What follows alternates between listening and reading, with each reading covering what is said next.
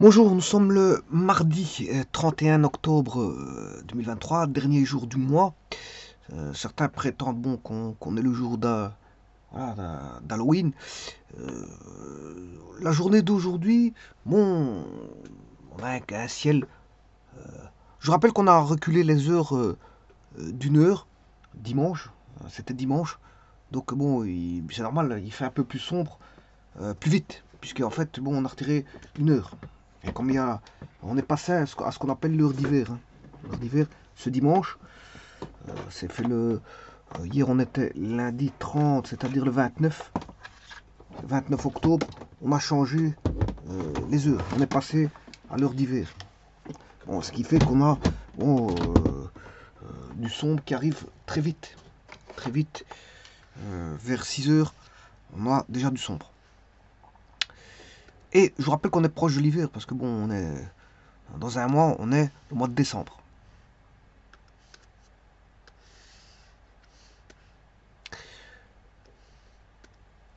Alors là, le temps, bon, il n'y a pas. Pour une saison d'automne, bon, il fait un petit peu humide, sans plus, pas très très froid, un petit peu de vent frais, mais pas très froid. On peut dire que bon, c'est pas, il n'y a rien d'exceptionnel. C'est une journée de saison automnale, point la ligne. Mais le ciel, c'est vrai qu'il est couvert. Attends, peut-être qu'il va pleuvoir. Euh, on ne sait pas dire.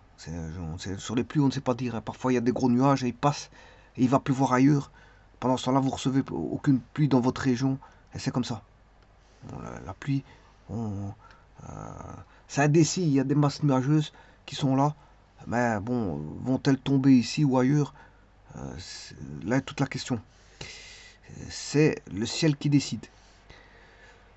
Ceci étant dit, on a un train de poids P. Donc P c'est le poids, hein. Il est lancé à une certaine vitesse de lambda mètres par seconde. Lambda c'est une donnée. Bon, ça veut dire que c'est lambda, c'est peut-être 30 mètres par seconde, c'est peut-être 40, 50, 60, peu importe. Voilà, c'est lambda mètres par seconde, c'est la vitesse. Et tout d'un coup, euh, le, le conducteur du train freine. Et la force mise en jeu est une force constante. Bon, elle n'est pas variable, elle est constante, qui vaut P sur N newton. Voilà. On demande quel temps met-il pour être à l'arrêt. On parle du train. Quel temps mettra le train pour être à l'arrêt? Alors ils vous disent bien qu'ici il faut prendre G égale 10 mètres par seconde carré. Il n'y a pas besoin de prendre 9,81 ou 9,80. Voilà. Ils vous disent que vous pouvez prendre 10. Donc vous pouvez faire un calcul, on va dire, approximatif.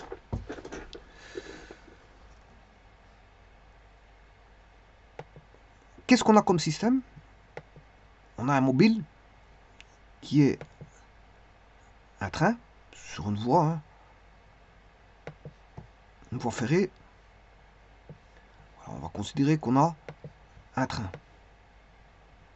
Bon, je prends une locomotive. Elle a un certain poids, voilà, elle traîne peut-être plusieurs wagons. Voilà, on va dire que moi, je vais mettre.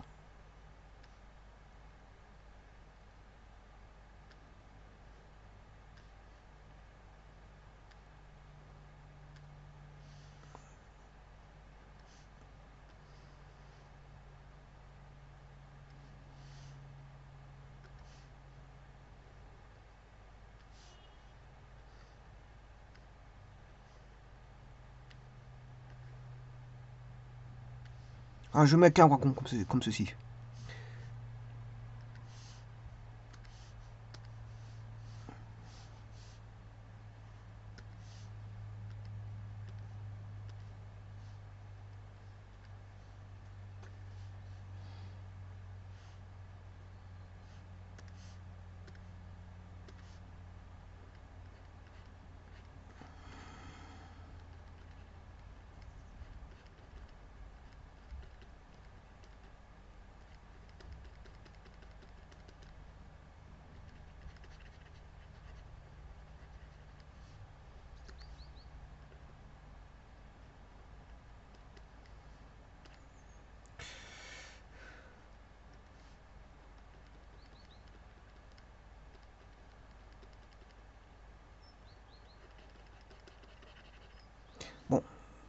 Voici le train.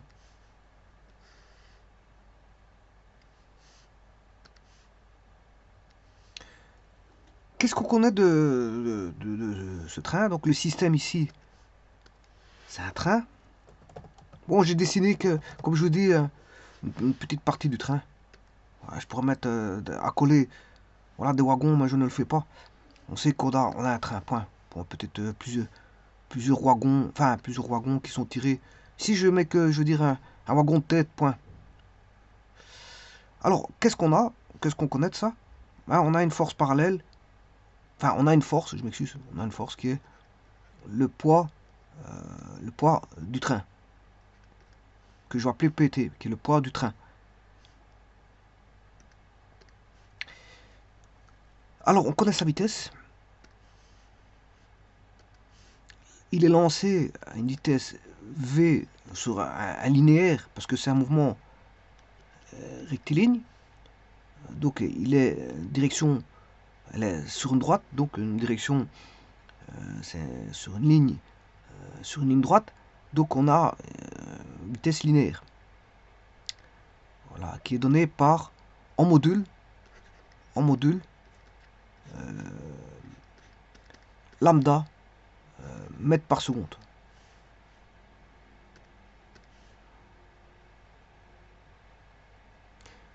Voilà. Et tout d'un coup, il freine par une force constante de P sur N newton.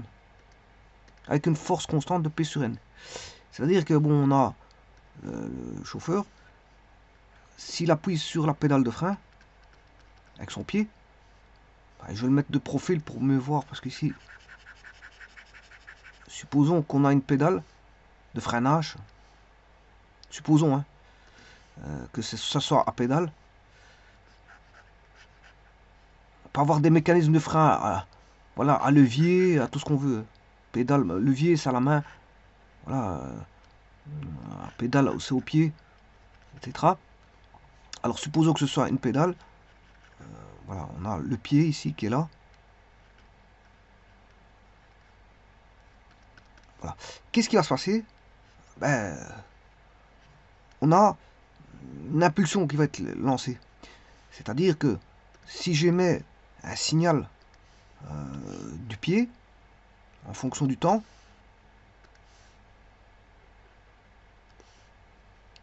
voilà, ça c'est, on va dire, c'est le temps.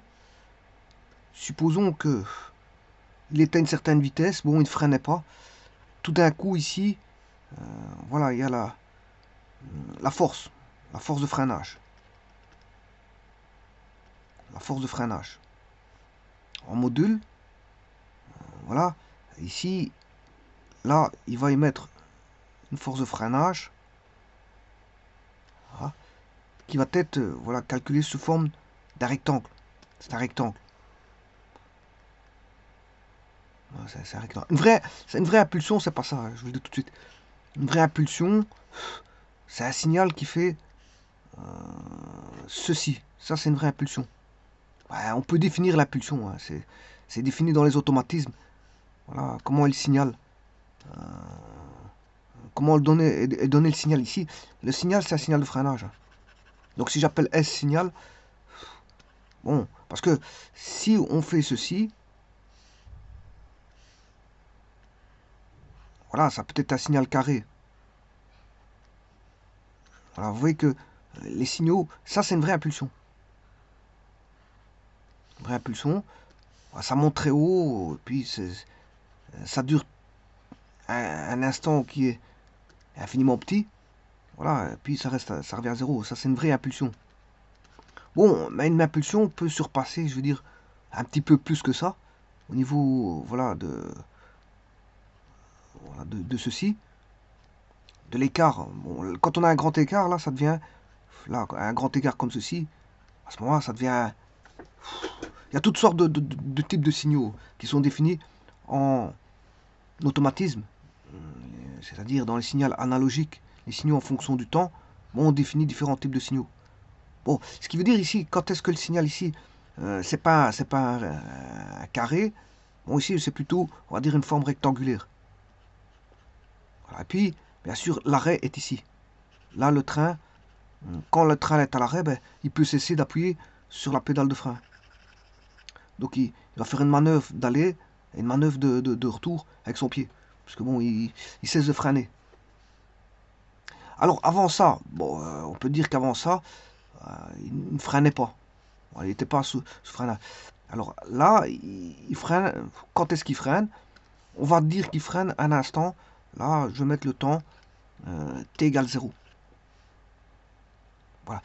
Et justement, la question, c'est quel temps mettra-t-il pour être à l'arrêt? C'est-à-dire qu'on va chercher ici le temps d'arrêt. Bon, je rappelle que le temps c'est un scalaire, en secondes. Hein. Ça va être en secondes. Ici, on a 0, début de freinage, une force constante. Et puis après, bon, il est à l'arrêt. Alors, qu'est-ce qu'on a comme données? Un train de poids P, on l'a, avec une vitesse lambda, mètres par seconde. Tout d'un coup, il freine avec une force constante. La force constante, c'est P sur N. C'est le poids divisé par N. Donc, il freine avec une impulsion de force qui est de P sur N. Ça, N étant un nombre entier, N appartient au naturel, bien sûr, sauf 0. Hein. Ça peut être 1, 2, 3, une fois le poids, une force de 2 fois le poids. Force de freinage, voilà, qui vaut 3 fois le... Enfin, qui est le poids divisé par 3, le poids divisé par 4, le poids divisé par 5, voire le poids divisé... Bon, alors, plus le nombre N est grand, moins la force de freinage. Plus la force de freinage est petite. Hein. Si vous... Voilà, si c'est le... Si vous freinez N fois... N vaut 1, vous freinez au poids du train. Maintenant, si N vaut 2, ben, c'est le poids divisé par 2. Supposons que le poids du train fait, on va dire, une tonne en masse. Hein. En masse, il faut faire x10. Voilà. Eh bien, pour avoir en newton, bien sûr, parce que c'est mg, hein, le poids est égal à m fois g. Alors ici, moi, j'ai donné une tonne. Si vous mettez une tonne divisée par 2, c'est 500 kg. Et bon, si n vaut 1, la force de freinage est beaucoup plus grande parce qu'on a P divisé par 1. Et P divisé par 1, ça fait le poids. On aura, on aura une force de freinage immense qui est celle du poids. Maintenant, si vous mettez n égale 2, vous avez une force de freinage qui est beaucoup plus petite, puisque c'est le poids divisé par 2. Donc elle est, on va dire, en relation avec le poids. C'est n fois le poids. On freine avec n fois le poids. Voilà, ceci étant dit, donc ici je vais mettre... Alors, si j'ai mis les vecteurs, il y a quelque chose à changer. Parce que là, on a un vecteur.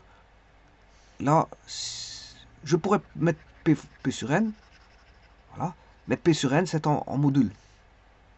La force de freinage, voilà, est égale à P sur N. Ou alors, ce que je peux faire, c'est mettre là, et c'est ce que je vais faire tout de suite, mettre le train va dans ce sens-là, donc je vais mettre un repère, un D, ou une origine quelque part, hein, peu importe. O, voilà, là c'est l'axe X, là je vais mettre un vecteur de base, I, et là je pourrais mettre bien sûr lambda fois I. Et là je peux mettre P sur N fois I. Et donc lambda est en mètres par seconde et le poids est en newton. Ah.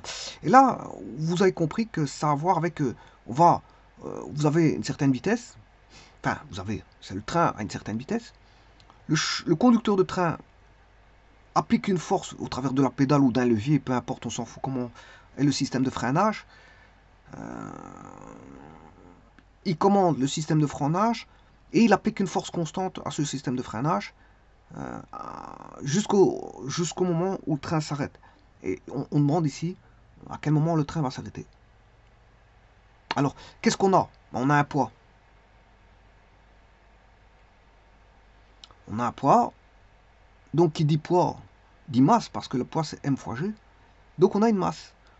Et la masse m, que je peux déduire du poids, parce que le g, je rappelle que le g, il vaut en module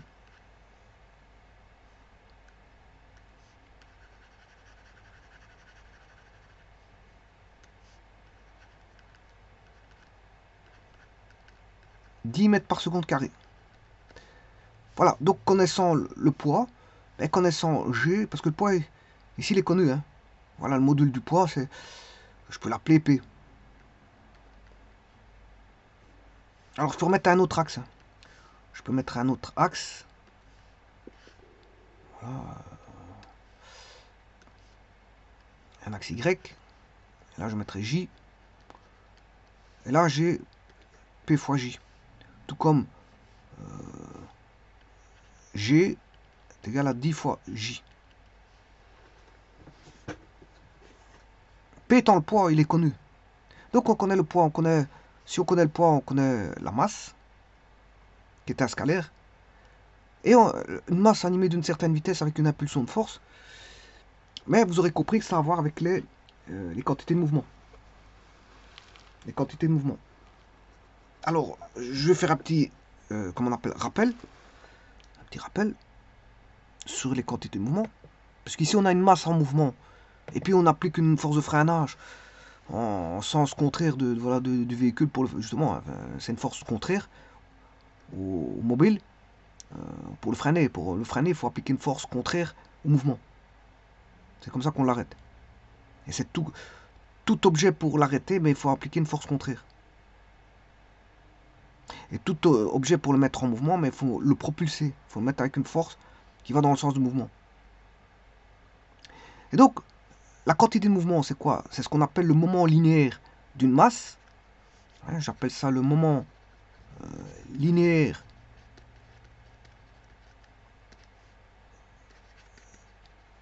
d'une masse M. Ben, elle est dépendante de sa masse et de sa vitesse. C'est ce qu'on appelle la quantité de mouvement. Et c'est juste le produit d'un scalaire par un vecteur. C'est un scalaire alpha fois un vecteur que j'appelle U. Voilà, un scalaire fois un vecteur. Mais ici, ce scalaire, c'est pas n'importe quoi, c'est la masse. Et le vecteur, c'est pas n'importe quoi, c'est la vitesse. Et donc là, on a bien un mobile qui est animé d'une masse fois une vitesse. Et donc ça, c'est un vecteur, parce qu'une masse fois un vecteur fait un vecteur. Et c'est le vecteur quantité de mouvement. Cette masse, avec une certaine vitesse, a une certaine quantité de mouvement. Une quantité, on peut, on va dire, doser la quantité de mouvement qu'a une masse en fonction, qu'a une masse en fonction de la masse du véhicule et de son, donc plus, et de sa vitesse. Et plus la masse est grande, et plus la quantité de mouvement est grande. Et plus la vitesse est grande, et plus la quantité de mouvement est grande. Donc la quantité de mouvement n'est rien d'autre que... bon, qu'est-ce qu'il y a plus de quantité de mouvement entre un camion et une voiture, tous les deux faisant 20 mètres par seconde? Ben, à 20 mètres par seconde, ils ont même vitesse. Hein, aussi bien le camion que la voiture. Mais à la différence des deux, c'est que le camion a une plus grande masse. Donc, que la voiture. Elle se mesure voilà, elle a une plus grande masse. Et donc, masse fois vitesse pour l'un et masse fois vitesse pour l'autre, c'est-à-dire masse fois vitesse pour le camion et masse fois vitesse fois pour la voiture, bien, vous aurez compris qu'ils n'ont pas les mêmes quantités de mouvement. Et donc, la quantité de mouvement, ben, c'est tout simplement un vecteur P. Voilà. On parle quantité de mouvement, bien sûr, d'une masse qui est proportionnelle, bien sûr, à la vitesse V et dépend, bien sûr, attention, elle dépend du système de référence. De toute façon, ici, moi, j'ai placé mon système de référence là-dessus. Donc, je n'ai plus aucun problème de système de référence parce qu'il est posé. Donc, quand vous calculez des quantités de mouvement, vous êtes obligé de mettre un référentiel. Soit vous le posez, soit vous dites qu'il est là. Mais vous n'êtes pas obligé de le mettre. J'aurais pu dire, bon, j'ai posé un repère, je ne l'ai pas représenté, mais il est là. Et donc, je fais les calculs, je fais une abstraction au niveau des calculs sans visionner mon repère. Sachant que mon repère, il est virtuellement là, mais je ne l'ai pas représenté. Moi, ici, dans ce cas-ci, je l'ai représenté. Mais j'aurais pu l'enlever et dire que j'ai posé un repère. Voilà, un repère est présent. Voilà, sans le dessiner. Voilà, ça c'est possible aussi, parce qu'il y a des calculs qui se font sans repère, mais en vérité c'est parce que le repère, on va dire qu'il est il est là sans être là. Il est là parce qu'on est obligé de mettre un repère pour faire les calculs, mais il n'est pas représenté tout simplement parce que la personne n'a pas voulu représenter un repère pour faire ses calculs, tout simplement.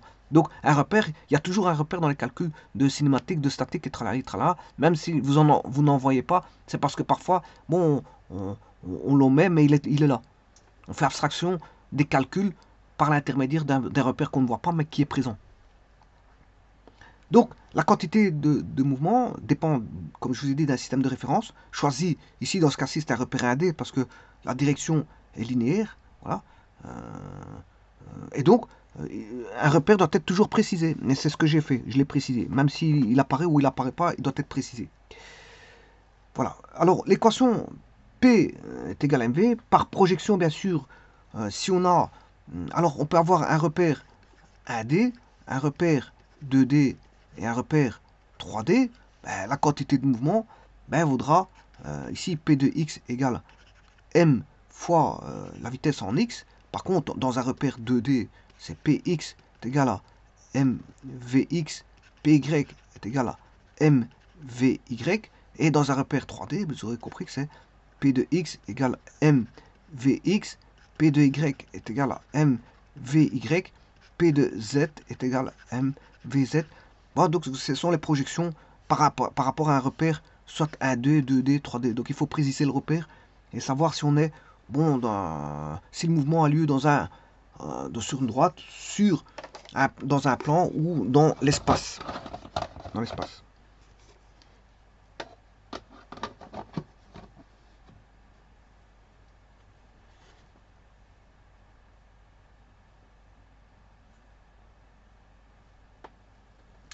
Alors, il y a comment ce qui s'appelle là, Monsieur Newton, Isaac Newton, disait dans ces bouquins qui étaient fort connus, qui étaient Principia Mathematica Philosophia Naturalis, c'est un bouquin qu'il avait écrit, qui exprimait sa seconde loi en termes de quantité de mouvement, en disant que la variation de la quantité de mouvement d'un corps de masse m est proportionnelle à la force résultante agissant sur le corps et a lieu bien sûr dans la direction de cette force. En d'autres termes, vous aurez compris que c'est la loi F égale ma. C'est une loi naturelle F égale ma découverte par Newton, Isaac Newton. Et il disait que ma valait l'accélération, bien sûr, c'est la variation de la vitesse, c'est la dérivée de la vitesse par rapport au temps. Bien sûr, c'est quand je dis variation, normalement c'est un delta. Hein. Variation, mais c'est vrai que vous mettez des deltas comme ça, delta x, ça c'est une variation, mais quand vous passez à la limite, quand delta t tend vers 0, vous passez, voilà, et là c'est une vitesse, on va dire scalaire, parce que ce que j'ai mis là-bas au-dessus, c'est une vitesse vectorielle. C'est dv sur dt. C'est la dérivée de la vitesse par rapport au temps. Ça, c'est l'accélération. L'accélération, c'est dv sur dt. Tout comme on a x, la position, dx sur dt, voilà, c'est la vitesse, et dv sur dt, c'est l'accélération. Voilà, c'est une question de dérivée. C'est des accroissements au passage aux limites. Au passage aux limites, vous obtenez la dérivée. Et donc, en écrivant ceci, qu'est-ce qu'il a dit, Newton? Vous voyez ici, il y a le m. Le m, il est constant. S'il n'a pas perdu de la matière à un moment donné, s'il n'y a pas eu de réaction chimique ou peu importe. Mais si de toute façon on est en physique, on n'est pas en chimie. Donc on a... vous voyez ici apparaître un vecteur mv. Et donc, vous aurez compris que ça, c'est dp sur dt. Et bon, c'est ce qu'avait dit Newton. Hein. Bon, donc comme je l'ai dit, la variation de la quantité de mouvement d'un corps de masse m est proportionnelle à la force résultante agissant sur le corps et a lieu dans la direction de cette force. Alors la force, elle est où? Elle est là. C'est F. F égale dp sur dt. Voilà. dp sur dt.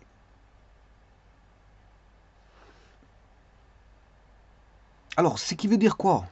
Ça veut dire quoi? d'après Newton que F égale ma et F égale dp sur dt, ben, sont équivalents. Hein. C'est des lois de la dynamique. Hein. On est en plein dans la dynamique ici. On est en plein dans la dynamique. C'est équivalent. Écrire ça ou écrire ça, c'est le même. C'est équivalent. Attention, c'est équivalent en mécanique classique, où les masses m peut être considérées comme une constante. Hein. Parce qu'en mécanique relativiste, la relation F dp sur dt reste valable, bien sûr, si la quantité de mouvement P est définie autrement. C'est-à-dire, en mécanique relativiste, vous aurez compris qu'il y a une racine carrée à prendre en compte. Hein. Bien sûr, qui dépend du rapport de la vitesse. Il doit y avoir une certaine valeur entre V et C en rapport pour que ce soit encore valable en mécanique classique. Sinon, si on dépasse un certain rapport V sur C, bien vous aurez compris que... et la formule est donnée comme ceci. Hein. C'est M0V sur racine carrée de 1 moins... et le rapport que je vous dis, il est là. Si ça dépasse un certain voilà, il y a un certain ordre de grandeur entre V et C. Alors, C, c'est une vitesse constante, c'est la vitesse de la lumière, ou 300 000 km à la seconde, mais V, s'il surpasse une certaine vitesse, mais on peut dire que, bon, il faudra prendre en compte, voilà,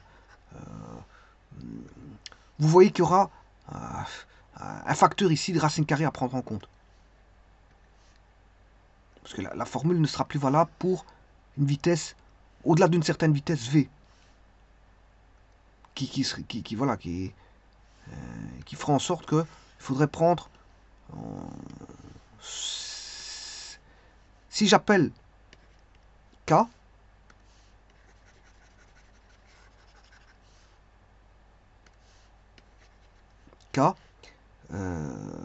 qui est égal à 1 sur racine carrée de 1 moins V sur C au carré. Donc on a P est égal à K fois M0 V. M0, c'est la masse au repos, bien sûr, du corps.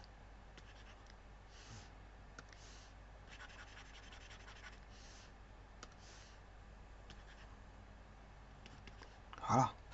Et donc, si on considère que K égale 1, ben on a P égale MV. P est égal à M0V. Bon, quand est-ce que K égale 1? Ben, si on va considérer c'est égal à 1, si ceci est proche, voisin de 0. Voilà, c'est proche de 0. Maintenant, si V est trop grand, fait un certain montant qu'on ne peut plus, je veux dire, voilà, si ça devient trop grand, ceci, et quand ça devient trop grand, ben la vitesse de la lumière, C est constante, c'est parce que V est grand. V est grand, c'est à partir d'une certaine limite définie, voilà, qui est définie. Certaine limite qui est définie. Et à partir de là, on peut dire qu'on a une valeur K qui est différente de 1. Et donc, en mécanique relativiste, on dira qu'ici, le K, il est différent de 1. Le K ici. Mais en mécanique classique, le K vaut 1. Voilà, le K vaut 1 en mécanique classique, tout simplement. Bon, maintenant, venons-en à cette fameuse formule.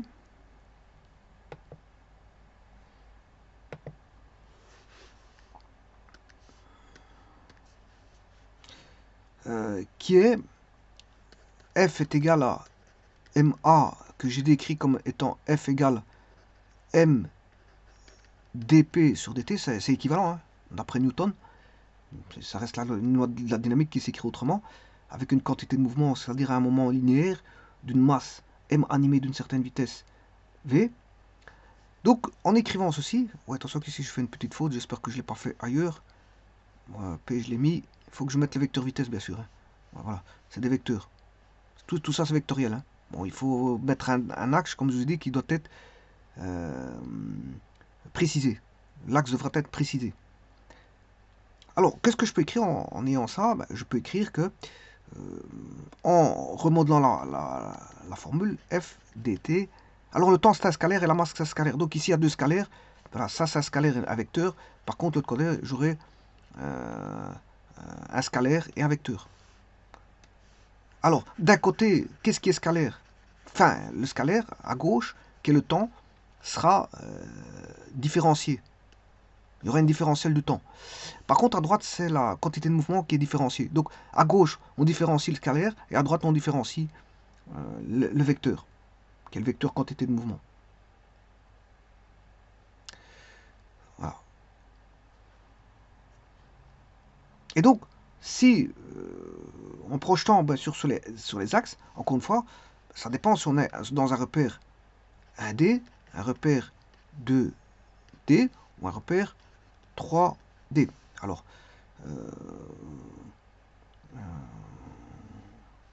là, j'aurai f de x dt est égal à d de...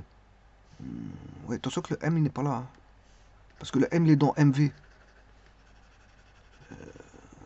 Le m il est dans p. Hein, le m il est dans p. Parce que, ouais, donc, si ouais, parce que là, j'aurais dû écrire ceci, m dv sur dt.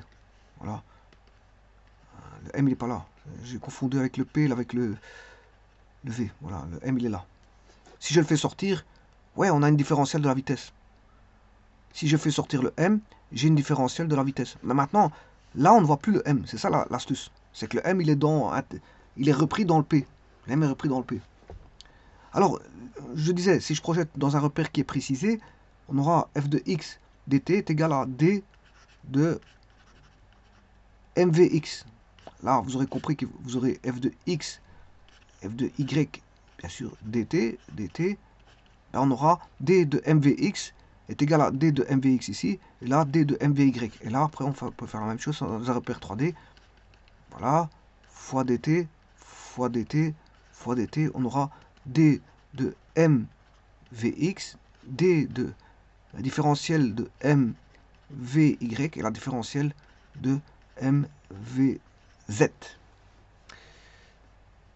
Donc, tout dépend si on a un repère 1D, 2D, 3D. Là, on aura différentiel de mvx et différentiel de mvy. Alors, moi, dans mon énoncé, j'ai un repère 1D. 1D. Alors maintenant, vous allez me dire comment fait-on pour trouver... Ben, on a pour trouver... voilà, ces impulsions de force. Les impulsions de force, c'est f dx. Ouais, on voit bien l'impulsion de force, hein, f dx. Vous voyez bien, là,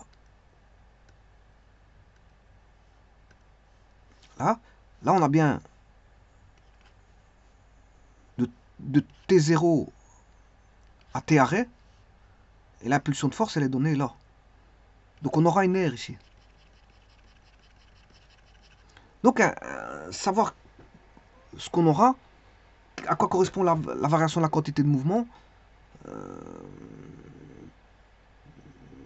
ben, ce sera tout simplement le calcul de l'air, de l'impulsion qui est donnée. Alors ici, c'est pas une vraie impulsion, parce que on appelle ça en mécanique impulsion, mais je vous ai dit, le signal impulsionnel, c'est plus un signal comme ceci, hein, en impulsion. Mais, bon, en mécanique, ils appellent ça on peut appeler ça une impulsion. Voilà, parce que en mécanique, on ne dissocie pas les différents types de signaux, comme le fait les automatismes. Les automatismes, là, il faut définir un signal purement et simplement. C'est plus puriste au niveau des définitions des signaux. Un signal n'est pas l'autre. On définit un signal qui... Par contre, en mécanique, bon, qu'est-ce que c'est qu'une impulsion? L'impulsion de force, c'est la définition qu'on appelle impulsion de force, mais le signal peut être comme ça, comme ceci, ou comme ceci. Bon, la mécanique n'est pas, je veux dire, titilleuse au niveau voilà, de la pureté du signal. Donc, eux, ils appellent ça, en mécanique, impulsion de force. Bon, que le signal soit carré, rectangulaire ou vraiment impulsionnel dans le sens propre du terme tel que c'est décrit dans les automatismes. Mais voilà, mais les automatismes ne font pas ça. Les automatismes, une impulsion, un signal, un coup de marteau est un coup de marteau. Voilà, un signal carré est un signal carré. Voilà, un signal n'est pas l'autre. Ça dissocie. L'automatisme étudie bien, voilà, fait bien l'étude des signaux avant d'entamer, je veux dire, les calculs qui sont, je veux dire, en rapport avec les automatismes. Mais bon, Ici en physique, qu'est-ce que c'est qu'une impulsion? Une impulsion de force, c'est tout simplement voilà, le calcul d'une aire, voilà, d'une force qui se trouve pratiquée pendant un certain temps, peu importe le type de signal que c'est. On appelle ça impulsion. En vérité, c'est pas forcément une impulsion. On n'a pas forcément une impulsion. Et ici, c'est pas une impulsion, parce qu'en vérité, c'est un signal rectangulaire. Hein, c'est pas une impulsion. Ben, on va appeler ça quand même impulsion, parce que la physique l'appelle comme ça. Alors, comment calculer cette impulsion? Ben, vous aurez compris que c'est un calcul d'air. Donc, on a les différentiels. Ben, pour retrouver les valeurs de tout ça, ben, il faut faire l'intégrale des différentiels ici. Donc, c'est-à-dire que si je prends en 3D, je vais le prendre en 3D, hein, comme ça il sera plus complet. F de x dt, ben, il faudra intégrer entre un temps t1 et un temps t2. Et là, du moment que vous avez la différentielle ici, mv sur dt, voilà, intégrer ça, mais vous allez retrouver, bien sûr, entre le temps t1, t2, vous allez retrouver, bien sûr, là c'est facile hein, comme intégrale, très facile. Voilà, c'est comme si vous avez dx, on va dire, comment est-ce qu'on peut dire ça,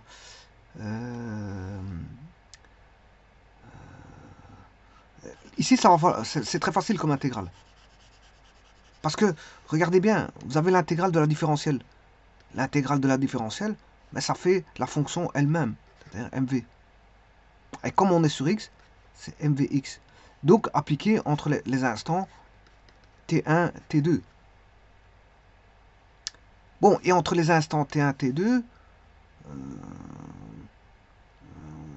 ben, on a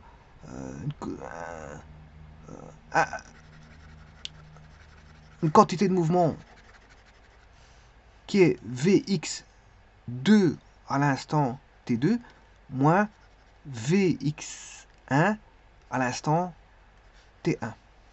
Et donc il en sera de même pour voilà f de y. F de y dt, l'intégrale de t1 à t2 de la différentielle de mv dt.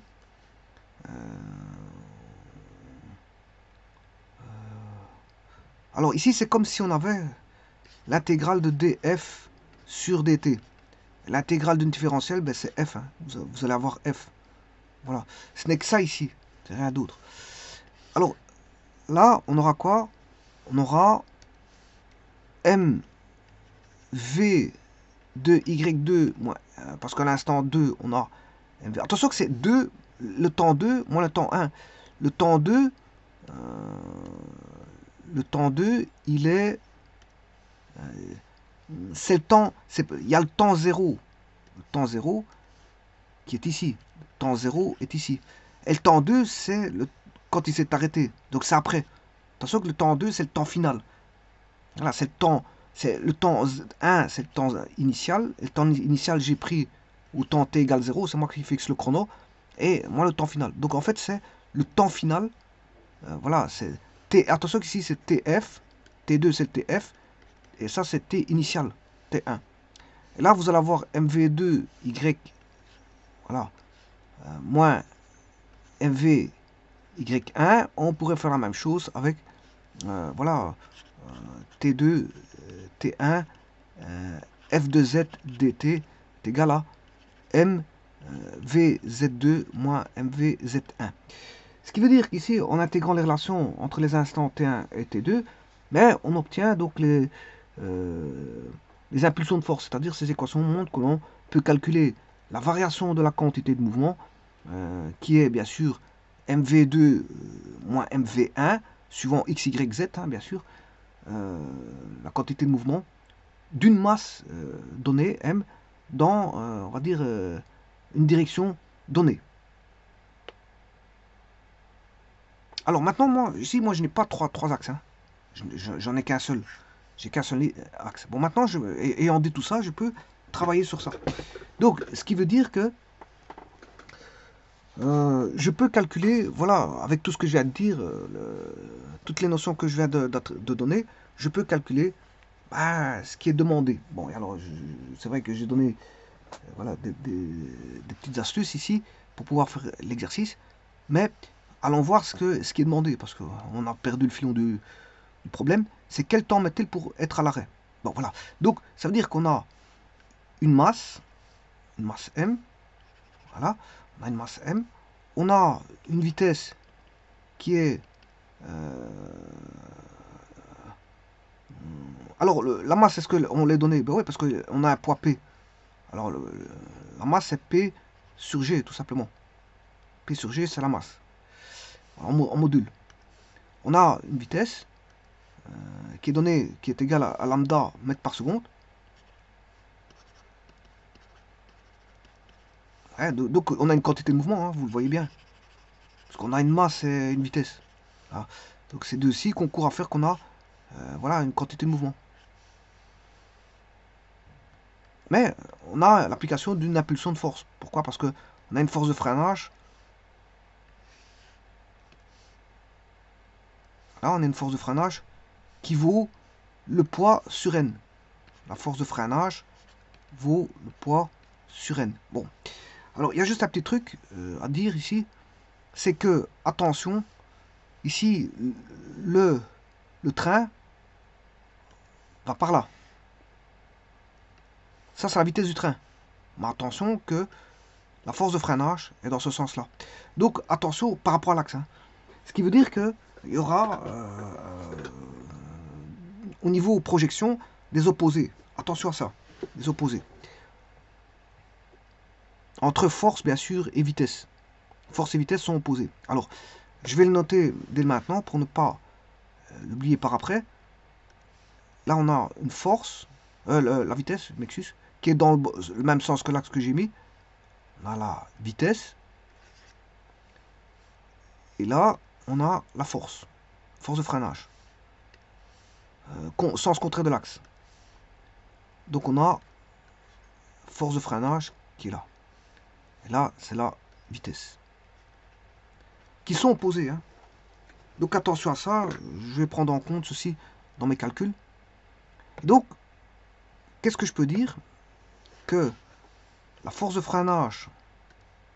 Alors on est sur un axe... La force de freinage... Alors je vais mettre suivant x, parce que de toute façon, il n'y a qu'un seul axe x.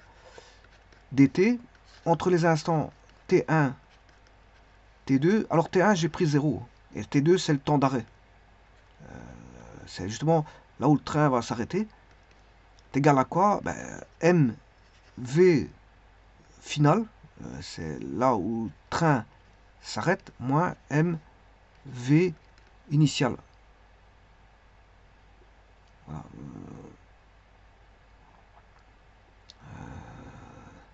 C'est le final. Voilà. Et ça, je peux l'écrire m v temps à l'arrêt moins v initial. Voilà. Alors, ça c'est quoi? La force de freinage, elle vaut quoi? Elle vaut P sur N. La force de freinage vaut P sur N.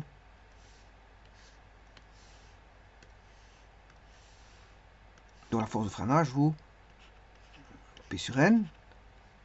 Là j'ai l'intégrale de T1 à T2 de dt. L'intégrale de df, ça fait f. Ça, on intègre la différentielle. Ça, on retombe sur la fonction. Bon, donc entre les temps T1 T2, donc on aura T entre T2 T1, donc on aura T2 moins T1. Là, on va obtenir intégrale de dt, ça fait T. Entre les bornes T2 T1, ça fait T2 moins T1.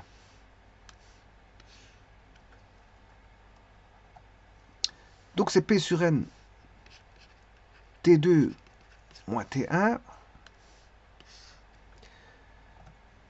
est égal à quoi? M V T à l'arrêt moins vitesse initiale. Alors, je vous rappelle que là, la force ici, la force qui est là, P sur N, force de freinage, et vitesse sont opposés. Ils sont opposés. Donc il doit y avoir absolument un signe moins. Voilà, parce que je vais vous dire ici, le bleu, le rouge et le bleu sont opposés. Donc la force de freinage est négative, pendant que l'autre est positive. Donc la force de freinage est négative, pendant que l'autre est positive. Donc ils s'opposent bien au niveau du signe. Il n'y a pas de problème. Alors maintenant, je vais mettre ces équations-là en relief, sachant que le temps initial ici, T1, je l'ai pris à 0. Voilà. Et que la vitesse d'arrêt, vitesse de temps à l'arrêt, ben, ça fait 0.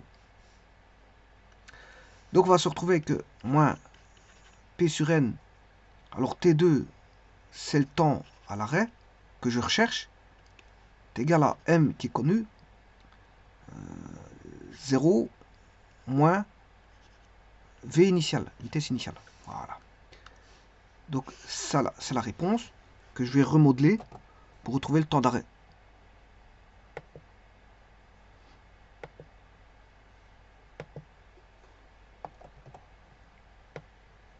Donc là, moins par moins, ça fait plus. Donc on a le temps d'arrêt.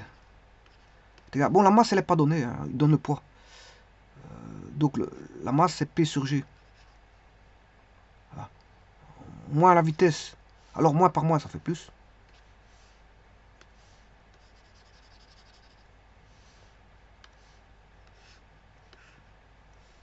Fois la vitesse initiale, qui est lambda mètre par seconde. Le tout sur P sur N. Donc vous voyez que ça va être indépendant des poids. Parce que c'est P sur G fois N sur P fois lambda. Et donc ça sera N sur G fois lambda. N sur G fois lambda.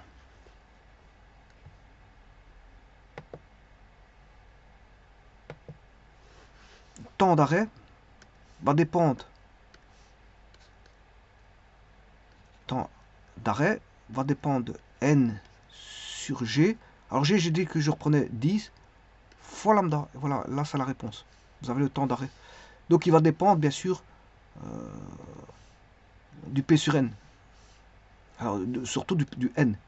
Alors je rappelle que on a un poids P, on a une force de freinage qui vaut P sur N, on a une vitesse qui vaut lambda, on a une masse qui vaut P sur G, on a la gravitation qui est G, voilà, et on a tout ici. Et donc grâce à tout ça, je peux trouver le temps d'arrêt, qui dépend de la vitesse initiale qui est lambda. Alors lambda, c'est, je veux dire, je peux même appeler ça lambda vitesse initiale. Alors, on va dire que c'est la vitesse initiale. Et temps d'arrêt, c'est voilà, T à l'arrêt est égal à N sur G. N étant le coefficient, voilà, par rapport au poids. Voilà, c'est P sur N qui donne le freinage. Alors, supposons que je donne un poids.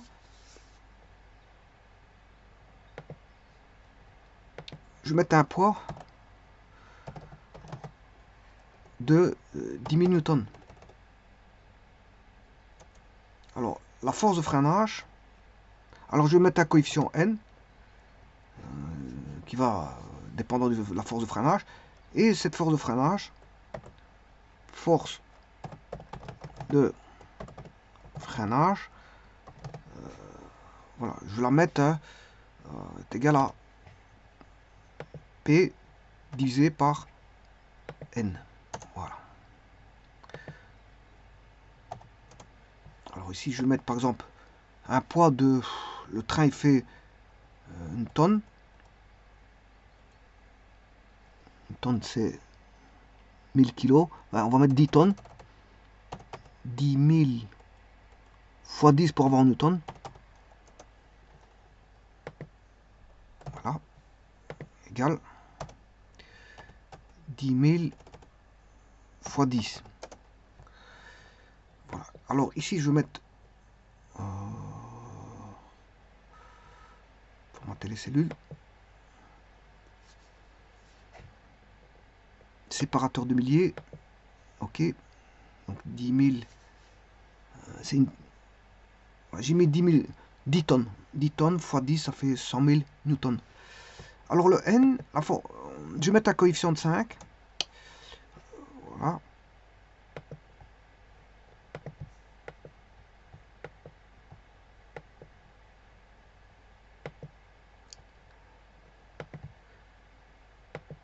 Voilà.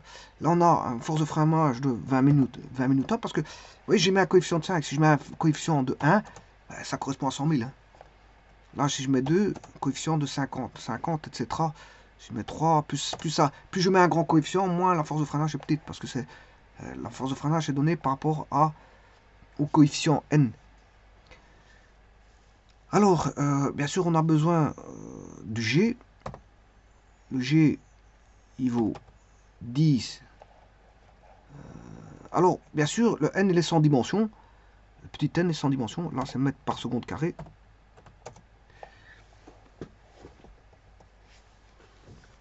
« 10 mètres par seconde carré. Alors, j'ai le poids. La vitesse initiale. Je vais mettre, là, je vais mettre V initiale. Vitesse initiale. Alors, je vais en mettre plusieurs. Alors, je vais mettre... alors, on va mettre plusieurs. Bon, en tout cas, ici, je peux mettre la formule. Le temps d'arrêt. Ici, je vais mettre le temps d'arrêt.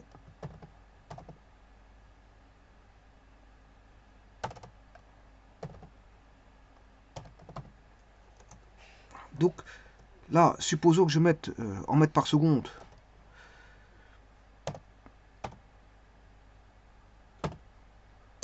Différentes vitesses. 20, 30, 40, 50, voilà, et ainsi de suite.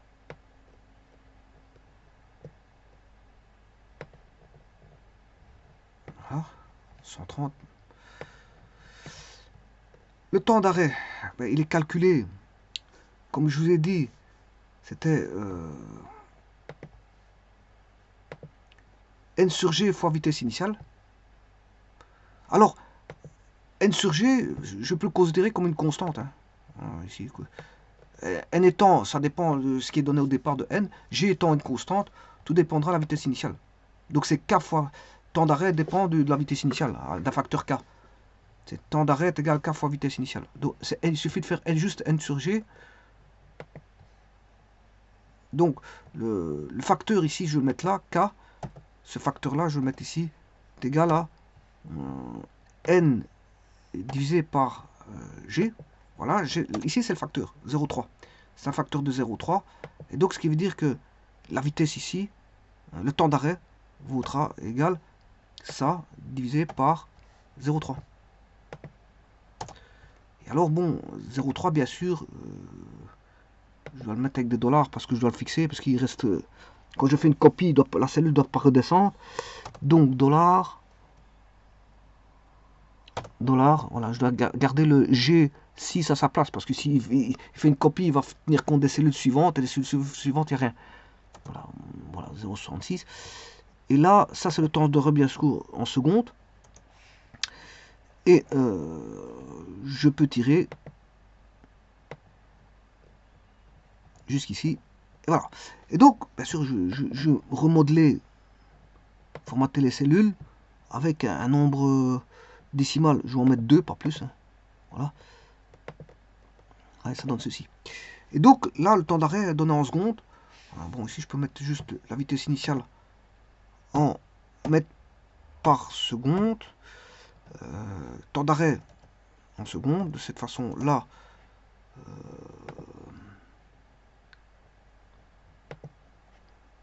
j'enlève les deux autres unités qui sont en bas. On sait bien que c'est des mètres par seconde.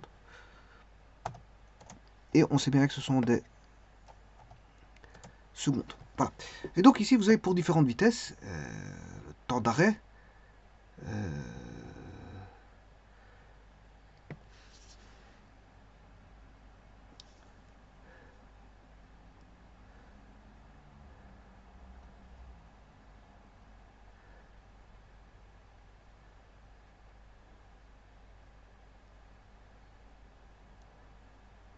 quelque chose qui ne va pas.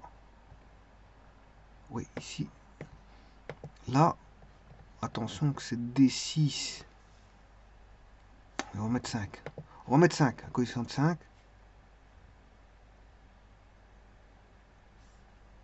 0,5. Attention qu'ici il y a problème. C'est pas x2. C'est pas, je me suis trompé.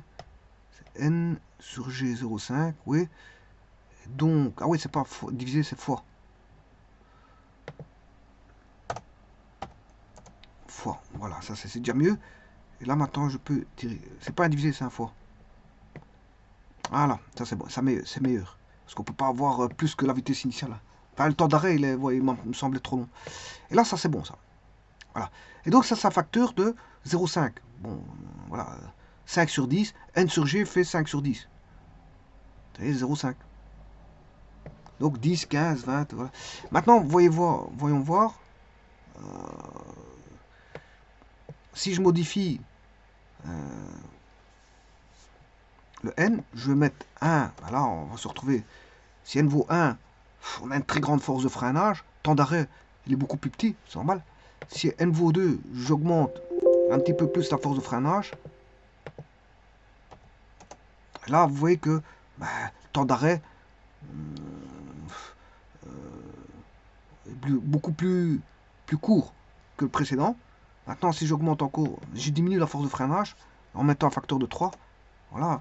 Plus je diminue la force de freinage avec un N grand, et plus, bien sûr, le temps d'arrêt s'agrandit, ce qui est tout à fait logique. Maintenant, ouais, si je mets une très faible force de freinage, un coefficient de 10, là, vous voyez bien que le temps d'arrêt, il sera 20 secondes. Si je vais à 20 mètres par seconde, il sera à 40 mètres par seconde, il sera à 40 secondes, tralala. Bon, 40 secondes, ça fait beaucoup. Donc, d'où l'imputation, voilà, d'une force de freinage conséquente pour un wagon, voilà, et ça dépend de, bien sûr, est-ce que ça dépend du poids? Bien sûr que oui, parce que la force de freinage dépend du poids. Donc si je mets 200 000, voilà, qui correspond à divisé par 10, ça fait 20 000 kilos, ça qui fait 20 tonnes. 20 tonnes. Vous aurez vous aurez compris qu'entre 100 000 et 200 000 newtons pour un facteur donné, par exemple je prends 5, là j'ai 200 000 newtons. Vous voyez que pour 20 secondes, ça fait 10, pour 20 mètres par seconde, ça fait 10 secondes. Mais si je mets 100 000, toujours un facteur de 0, de 5, ben, ça fait 10 secondes. Donc on a... c'est normal parce que on a moins de poids. Et comme c'est proportionnel, la force de freinage est proportionnelle au poids, inversement proportionnelle au poids, ben, enfin, il y a un facteur un coefficient n donné qui fait que ben, entre 200 000 et 100 000, ben, le poids est plus petit, donc la force de freinage est plus petite pour le même coefficient n. C'est normal, il y a, là, je prends 200 000. 200 000. Là, on a 10. Et si je mets 100 000. Pour 20 mètres par seconde, je suis à 10 secondes. Mais si je mets 100 000. Ah oui, non, il est indépendant du poids. Non, il est indépendant du poids, je m'excuse. Il est indépendant du poids parce que ça bouge pas. Il est indépendant du poids, c'est ce que j'avais dit au départ parce que j'avais simplifié par P. Hein. C'était indépendant du poids. Je sais plus ce que j'avais dit ça.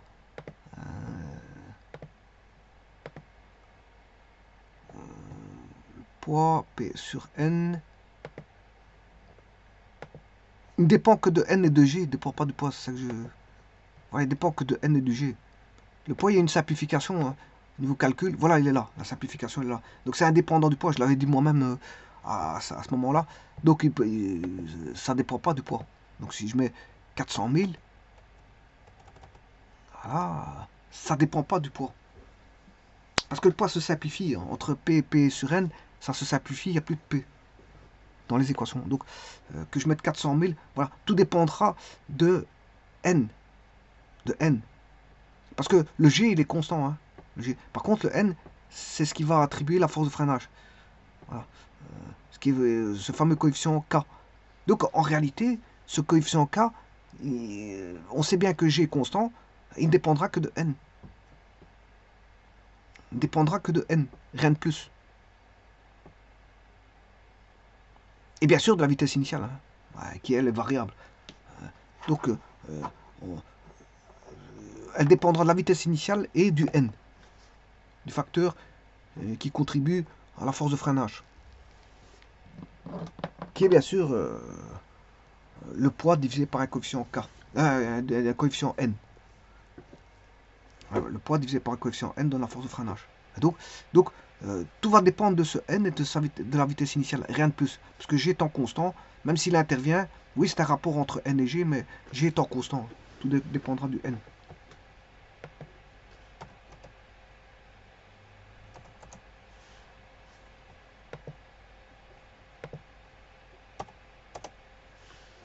Je vous remercie.